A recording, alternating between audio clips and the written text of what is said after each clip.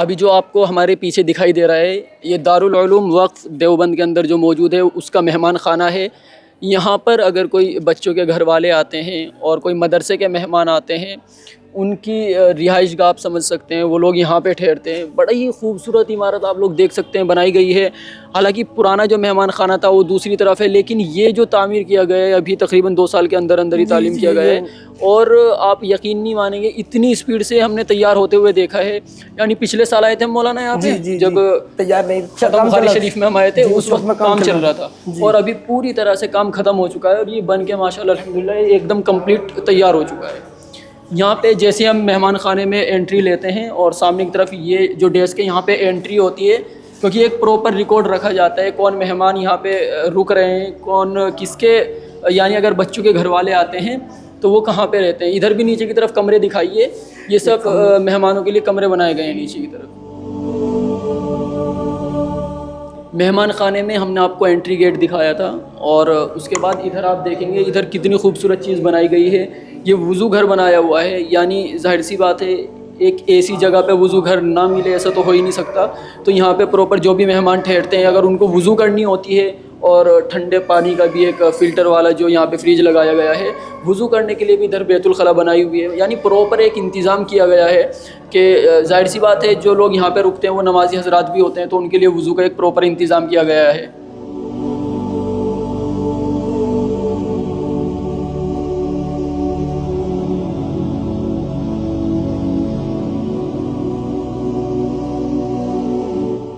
देखो कितना खूबसूरत लग रहा है।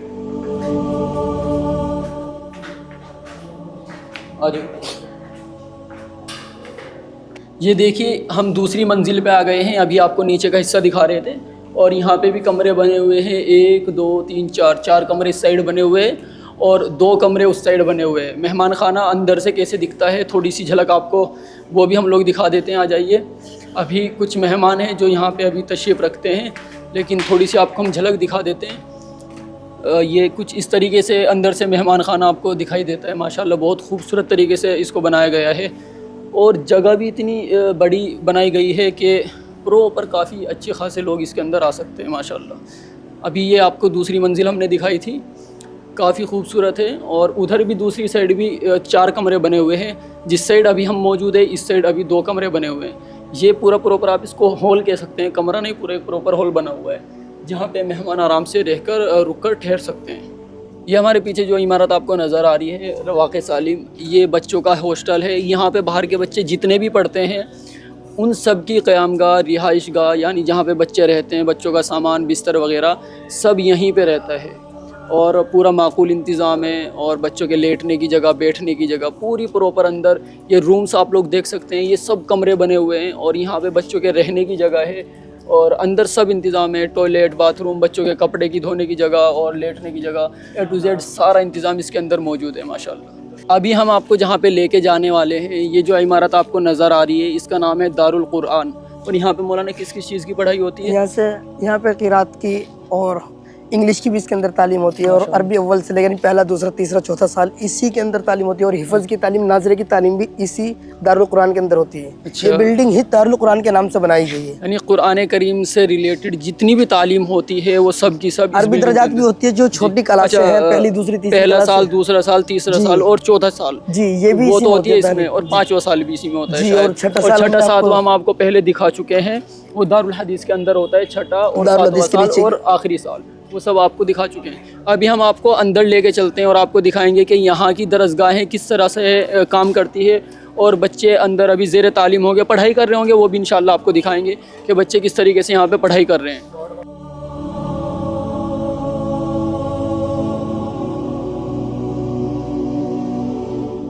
ये देखिए हम जैसे ही गेट में घुसते हैं आप, और अरे माशाल्लाह भाई कितनी खूबसूरत जगह है, जितनी प्यारी है बाहर से लगती है ना। देखो आप यार, दिखाइए भाई कितना प्यारा। ये मौलाना कैसी लग रही है आपको इमारत? बहरहाल हमें तो अच्छी लगेगी। हम यहाँ के तालीम याफ्ता तालिब इल्म, हम यहाँ से पढ़ कर गए तो क्या है। हाँ, मौलाना का कहना ये मुझे, क्योंकि मेरे लिए फ़र्स्ट इंप्रेशन है, मैंने जो तालीम हासिल की थी वो दूसरी जगह से की थी। उस वक्त ये बिल्डिंग नहीं बनी थी, लेकिन मौलाना ने जब यहाँ से तालीम हासिल की उस वक्त ये बिल्डिंग बन चुकी थी जी। और ये इनकी देखी हुई है, तो अब जाहिर सी बात है इनके लिए तो आम बात है, लेकिन मुझे मौलाना आप पहले भी आए हैं यहाँ, आपको कैसी लग रही है जगह? अल्हम्दुलिल्लाह बहुत अच्छी माशाल्लाह, है तो सुकून की जगह है, कौन नहीं चाहेगा यहाँ आना। देखिए हालांकि यहाँ पे दरसगाहें चल रही है, क्लासेस चल रही है, आपको दिखाएंगे, लेकिन क्लासेस चलने के बाद भी इस जगह पे बहुत ज़्यादा सुकून है। आइए कौन सी दरसगाह दिखाओगे मौलाना पहले? आप ऊपर चलते हैं। ये जो दरसगाहें आपको दिख रही है ये दोनों इंग्लिश की है ये मौलाना? दोनों यहाँ से 2 इंग्लिश का 2 साल का कोर्स होता है, और ये अच्छा। पहला साल वाले तालिब इल्म और उसमें दूसरे साल वाले तालिब इल्म। अच्छा, ये जो दरसगाह है इसमें इंग्लिश की पढ़ाई होती है पहले साल की, और ये जो दूसरी दरसगाह आपको नज़र आ रही है इसमें दूसरे साल की। अच्छा, अंदर से देख सकते हैं? देख आइए आपको थोड़ा सा नज़ारा अंदर का दिखा देते हैं दरसगाह का, किस तरह की तालीम अंदर से चल रही है, दिखाइए।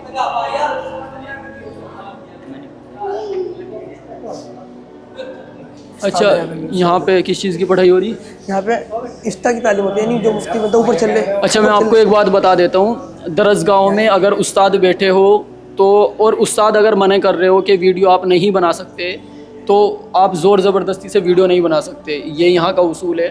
आप एक बार रिक्वेस्ट कर सकते हैं वीडियो बनाने के लिए, लेकिन उस्ताद ने अगर मना कर दिया कि आपको इजाज़त नहीं है वीडियो बनाने की, तो आप वीडियो नहीं बना सकते। हालांकि किसी ने भी इजाज़त दी हो उससे फ़र्क नहीं पड़ता। तो इधर बैतुल खला वगैरह है बच्चों के लिए, और ये हाथ वगैरह धोने के लिए। अभी मैं ना आपको ऊपर लेके चलता हूँ और ऊपर दिखाऊंगा कौन कौन सी दरसगाह जो है बच्चों की चालू है।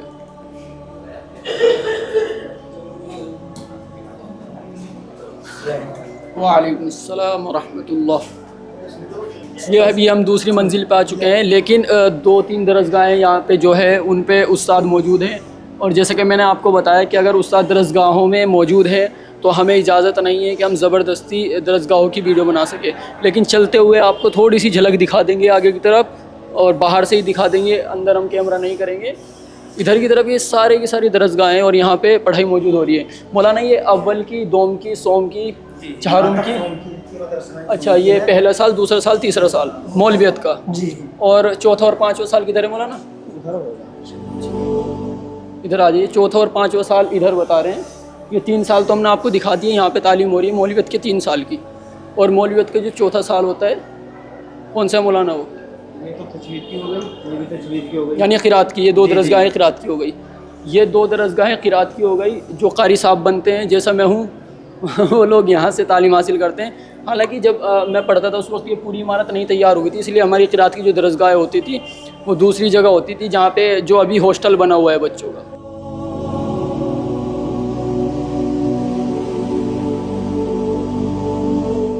ये ऊपर जो तीसरी मंजिल आपको नज़र आ रही है, वहाँ पे कुरान करीम की नाज़रा की है ना, इनकी तालीम होती है, लेकिन उनकी छुट्टी हो चुकी है। किस वक्त छुट्टी हो जाती है मौलाना साहब उनकी? 11:30 बजे। तो 11:30 बजे छुट्टी हो चुकी है, इसलिए सब दरसगाहें बंद है। अगर हम थोड़ा जल्दी आते तो शायद आपको दिखा पाते, लेकिन अभी तो छुट्टी हो चुकी है। वहाँ पे किस किस चीज़ की पढ़ाई होती है? नाज़रे की और हिफ्ज़ की, ये 2 चीज़ों की पढ़ाई होती है ऊपर वाली मंजिल पे। और फिर इस वाली मंजिल पे होती है फ़ारसी की क़िरात, अब पहला साल, दूसरा साल, तीसरा साल, चौथा साल और 5वां साल, जी, ये होती है इस वाली मंजिल पे।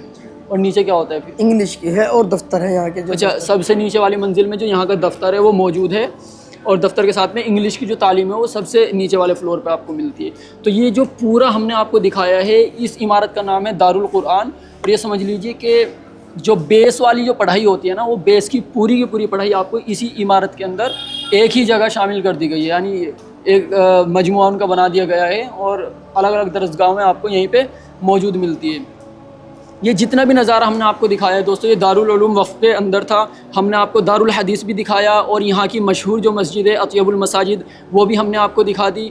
और हमने आपको जो यहाँ की बेस की पढ़ाई है, जो सबसे ज़्यादा इंपॉर्टेंट होती है, वो दारुल कुरान में पढ़ाई जाती है, वो भी हमने दिखा दी। और एक इमारत यहाँ पे बड़ी ही खूबसूरत जो मेहमान खाना बनाया गया था, बहुत प्यारा लगता है। मैंने आपको अंदर से भी दिखाया है, बाहर से भी दिखाई है। इमारत बहुत ही मॉडर्न टाइप बनाई गई है, कोई ओल्ड फैशन वाली नहीं आपको लगेगी, नई लुक पे उसको तैयार की गई है। वो भी काफ़ी ज़्यादा प्यारी इमारत, हमने आपको पूरी उसकी डिटेल्स दे दी। ये पूरा व्लॉग जो था दोस्तों, ये था दारुल उलूम वफ़ का जो मौजूद है देवबंद के अंदर। और मैं आपको दिल से कहना चाहता हूँ, हमें यहाँ पे बहुत ज़्यादा मज़ा आया अल्हम्दुलिल्लाह। और यहाँ के जो मोहतमिम साहब है, उन्होंने भी हमारा साथ दिया इस चीज़ में, क्योंकि ये चीज़ आप लोगों के पास तक पहुँचानी बहुत ज़्यादा ज़रूरी है।